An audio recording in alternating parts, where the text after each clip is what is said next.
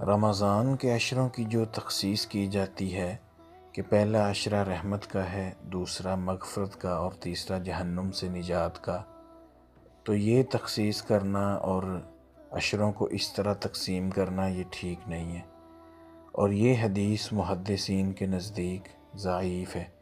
اس حدیث کو امام ابن خزیمہ نے اپنی صحیح ابن خزیمہ میں روایت کیا ہے رحمہ اللہ، لیکن خود انہوں نے اس کی سند پر کلام کیا ہے، اور امام البانی رحمہ اللہ تعالی نے اسے ضعیف قرار دیا ہے۔ اس حدیث کی سند میں علی بن جدعان راوی ہیں جو کہ کمزور ہیں، جن کی وجہ سے یہ حدیث ضعیف ہے۔ اور اسی طرح عشروں کو مخصوص کرنے کے ساتھ ساتھ ان کے ساتھ کچھ دعائیں بھی خاص کی جاتی ہیں، اور جس طرح یہ کہا جاتا ہے کہ پہلا عشرہ رحمت کا، دوسرا مغفرت کا،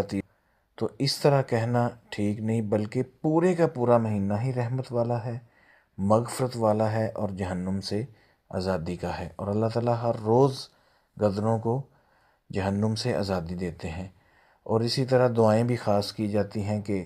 پہلے عشرے میں پڑھیں ربی اغفر وارحم وانت خیر الراحمین،